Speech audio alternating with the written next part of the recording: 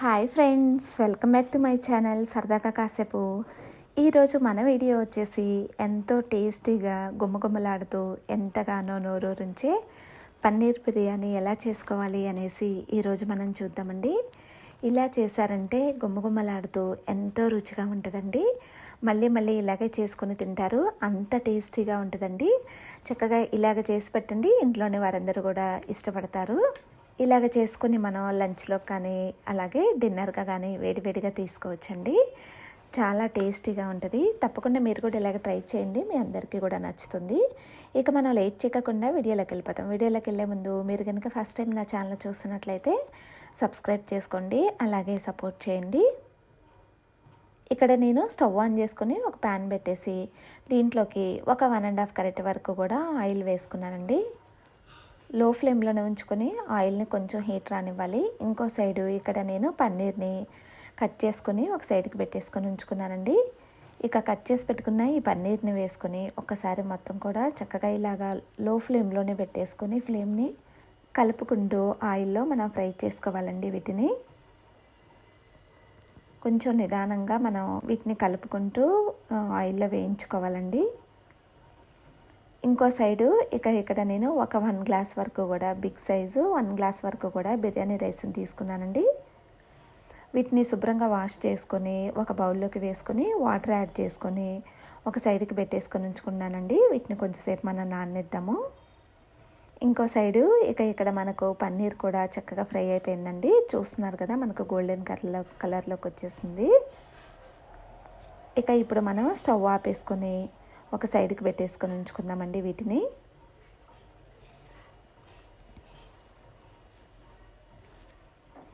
ఇంకో side stove on చేసుకుని ఒక కుక్కర్ గిన్నె పెట్టేసుకొని దీంట్లోకి ఒక గరిటెడు వరకు కూడా నేను ఆయిల్ని వేసానండి.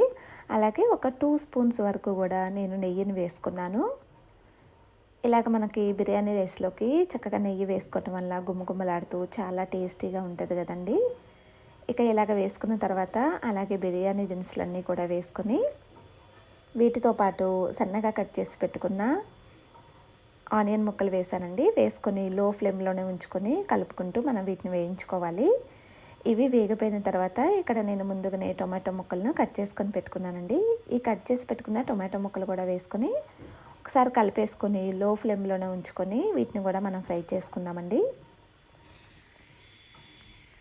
ఇవి కొంచెం ఫ్రై అయిపోయిన తర్వాత వీటిలోకి రుచికి సరిపడా సాల్ట్ అలాగే కొంచెం కారం వేసానండి. వీటితో పాటు స్లైసెస్గా కట్ చేసుకున్న గ్రీన్ చిల్లీని, అలాగే కొంచెం ధనియా పౌడర్, అలాగే కొంచెం గరం మసాలా కూడా వేసుకొని వీటన్నిటిని కూడా లో ఫ్లేమ్లోనే ఉంచుకొని ఒకసారి మొత్తం కూడా ఇలాగ కలుపుకుంటూ జస్ట్ కొంచెంసేపు అలాగా మనం ఫ్రై చేసుకుందామండి.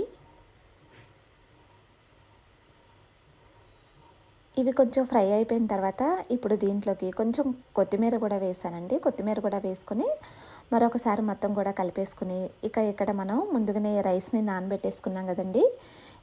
ఆ రైస్ని వేసుకుందామండి. బిర్యానీ రైస్ని వేసుకుందాము.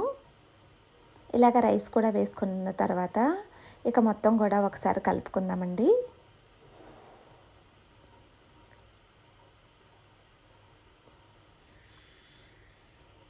ఇప్పుడు దీనిలోకి ఇక్కడ మనం బిగ్ సైజు 1 గ్లాస్ వరకు రైస్ని తీసుకున్నాం కదండి, బిర్యానీ రైస్ని. ఇక్కడ నేను 2.5 గ్లాసెస్ వరకు కూడా వాటర్ని యాడ్ చేస్తున్నానండి. ఇక్కడ మనం బిర్యానీ రైస్ని కొంచెంసేపు ఒక 1/2 అవర్ వరకు కూడా నానబెట్టేసుకున్నాను కాబట్టి ఇక్కడ నేను ఒక 1.5 గ్లాస్ వరకు కూడా వాటర్ ఎక్కువగా యాడ్ చేస్తున్నానండి. అలాగే మనం డైరెక్ట్గా రైస్ని తీసుకుంటే ఇంకొక 1/2 గ్లాస్ వరకు యాడ్ చేస్తే సరిపోతుంది వాటరు. 1 గ్లాస్కి 3 గ్లాసెస్ తీసుకుంటే సరిపోతుందండి.